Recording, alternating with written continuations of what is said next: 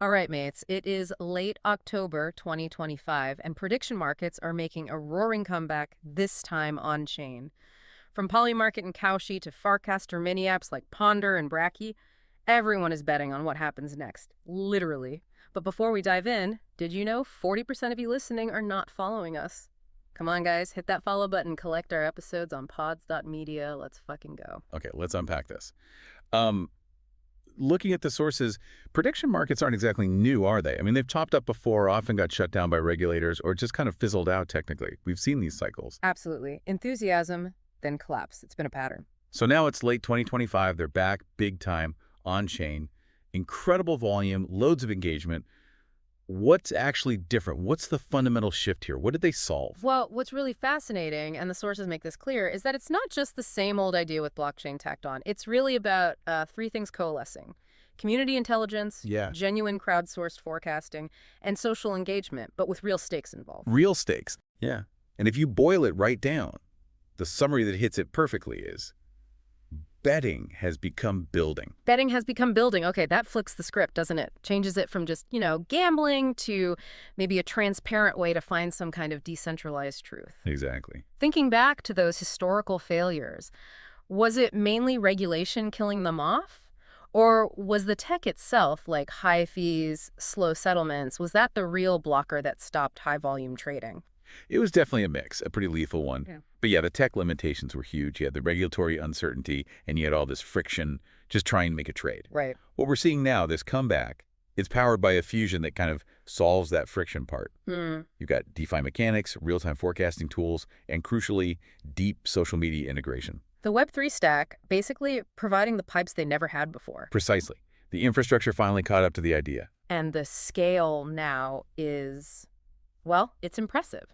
Polymarket is a great example, right? Leading the crypto native side, hitting record volumes. We're talking millions in open interest on things like elections, AI timelines, crypto prices. Yeah, Polymarket is definitely the big global decentralized player right now. But it's also super interesting to look at Kalshi. They're coming at it from like the opposite direction. How so? They're really focused on bridging TradFi, traditional finance, with Web3 efficiency. Heavy focus on regulation, especially in the US, trying to bring in that institutional legitimacy. Okay, so Polymarket is crypto native freedom, Kalshi is regulated bridge. But you mentioned social integration. That feels like the really new Web3 part, especially with Farcaster. Can you break that down? What are Ponder and Bracky doing inside Farcaster? All right, so Farcaster, first off, is basically a decentralized social network protocol. Think like a user-owned Twitter or X. Got it. Within Farcaster, they have this feature called frames. And a frame is like a mini app living inside a post. So you're scrolling your feed, and instead of just seeing text or an image, you see a prediction market question directly in the post. Ah, so you don't click a link to go to the market? No. You interact right there. You see the question. You cast your take, yes or no, whatever you vote. You can even stake your tokens, all without leaving the feed. Wow. Okay, that's frictionless. The market is the social content. Exactly. The sources literally call it the on-chain playground for truth, speculation, and social data. That deep integration, removing all those clicks and steps. That's why the volume is taking off there. It's instant. Let's get into the mechanics a bit. Say I'm on Ponder and Farcaster, or maybe Polymarket. What am I actually buying when I make a prediction? How does that turn into a forecast? Okay, so you're essentially buying shares in a specific outcome. Let's take a simple yes-no question. Will AI Regulation X pass by Q1 2026? You can buy yes shares or no shares. Typically, the market starts with both priced at 50 cents. Now, as people start buying based on what they believe, the prices shift. If loads of people buy yes, that share price goes up. Maybe it hits, say, 85 cents. And the no share goes down to 15 cents. Exactly. And that 85 cents, that's the market's collective real-time probability assessment. It's showing an 85% belief, backed by actual money, that the outcome will be yes. It's where the crowd puts its capital, not just its opinions. So the price chart is the forecast. It's sentiment, but with skin in the game. Precisely. And for this to work smoothly, especially with lots of trades, the underlying tech needs to be basically invisible, fast and cheap. Which is where stablecoins and layer 2s come in, like Base and Optimism. Absolutely critical. Those L2s, layer 2 scaling solutions, are what make this possible now. You need near-instant settlement and really, really low transaction fees. Why couldn't this just run on Ethereum mainnet? Cost and speed. Prediction markets thrive on frequent trading, sometimes small amounts. Mm. If each trade costs you 5, 10, 20 bucks in gas fees like it could on mainnet, The market just dies. Nobody trades. right, L2s bring those costs down to pennies or fractions of a penny. That enables the high-frequency, high-volume trading you need for the price to be a genuinely liquid, accurate signal. It lets us, as the sources say, trade information as truth traded as liquidity. Truth traded as liquidity, that's a powerful concept, turning information into an actual asset class. Okay, here's what gets really interesting. Beyond just the betting aspect, why should someone listening, maybe they're building a product, maybe they're a creator, why should they care? What's the so what for them? The so what is huge, I think. It's because prediction markets offer this fundamentally new way to measure belief and consensus. Mm. It's transparent, it's backed by money, and it's actually quite hard to manipulate compared to, say, a Twitter poll. Because manipulation costs real money. Exactly. You have to put significant capital down to shift the market price meaningfully. Okay, so give me specifics. How would a product builder use this? Right, for builders, this is like having a live, verifiable focus group that puts its money where its mouth is. Instead of just asking people if they'll use your feature, you can see if they're betting on its success, or betting on your launch date hitting target, Or betting against a competitor. or betting against a competitor. It's real-time risk assessment. It's seeing community expectations backed by capital, not just survey answers. Powerful insight for your roadmap. Okay, that makes sense. And what about for creators? They're always looking for engagement. Oh, for creators, it's potentially revolutionary. It takes something flat, like a regular poll, and turns it into what the sources call polls with skin in the game. Polls with skin in the game. I like that. Imagine you're an artist dropping NFTs. You could run a market asking fans to bet on which piece sells out first.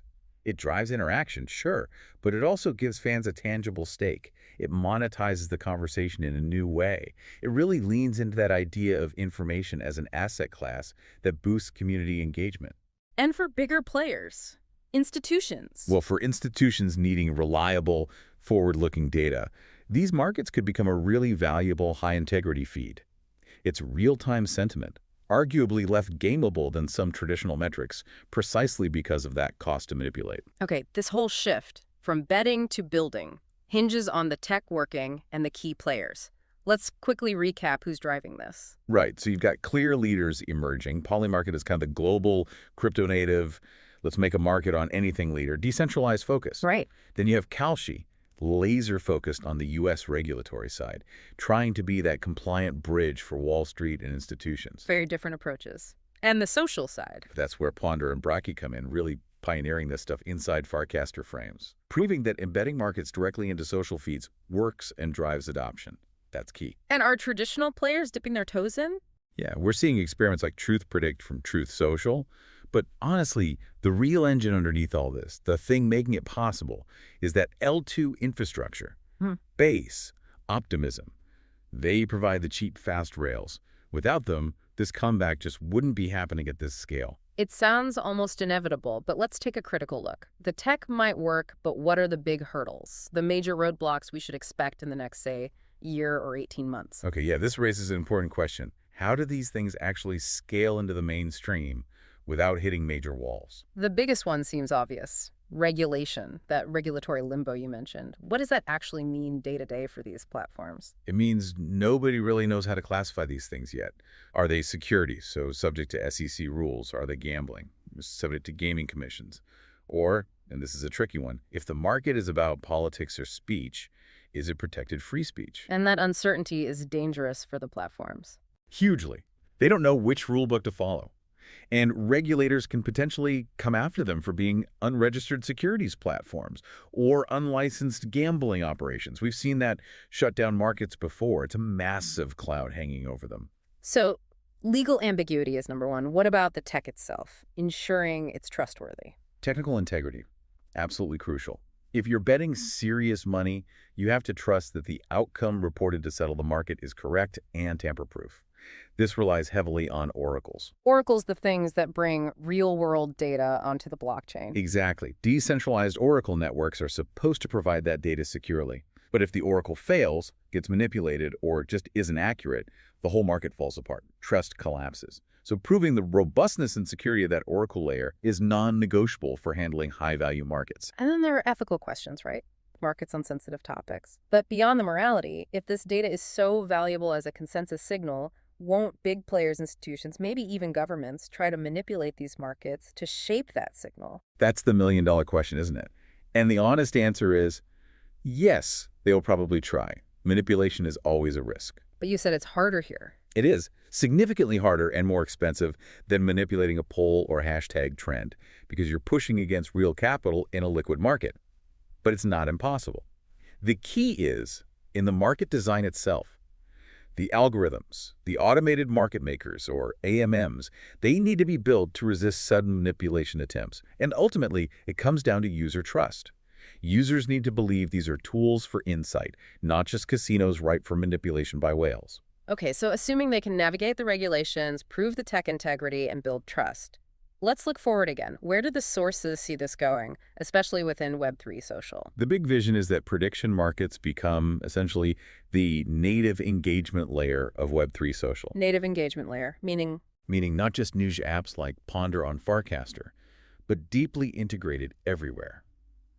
Think prediction market widgets inside your crypto newsfeed, integrated into DAO governance votes, maybe even in your work tools to gauge team sentiment on project deadlines. wow, everywhere. Everywhere, belief needs to be measured. The timeline suggested is maybe within a year or so for much wider embedding. They become the standard way communities signal consensus. And AI's role in this, sources mentioned that too. Yeah, AI is expected to play a big part in refining these markets. Think AI analyzing market odds against news flow, social sentiment, historical data to potentially spot inaccuracies or opportunities. Making the forecast smarter? Smarter, more efficient, maybe even personalized market suggestions, helping the crowd become even wiser, essentially. But the early signal, the proof of concept for this social integration, is definitely what's happening on Farcaster right now. That's the template. Okay, let's try and synthesize this. What's the overall takeaway? Are on-chain prediction markets here to stay this time? The consensus from the sources seems to be, yeah, they've likely found real product market fit now. Being on-chain solves the old tech problems, cost, speed. Being social solves the adoption and engagement problem. It feels like they're finally delivering on that crypto promise of open access to information and collective intelligence, but with financial incentives. And the social aspect is key. Absolutely. We're definitely bullish based on the sources on that social layer, the Ponders, the Brackies, blending markets with memes and conversation. That feels like the path to scale. The huge challenge, though, is scaling up that credibility and navigating the regulatory minefield without getting shut down. Yeah. If they manage that, well, betting on belief could just become how we measure truth online. So what does this all mean? Our sources seem to conclude that truth is no longer a poll, it is a market, and maybe every take you see online could soon have a price attached, a market reflecting belief in it. If that's the world we're heading towards, where every opinion, every statement potentially has a live market price, how does that shift your incentives, your incentive to share information, to participate in public discussion? Does putting a price on truth make the signal clearer, filtering out the noise? Or does it just make the signal louder for those with the money to shape it? That's your deep dive for today.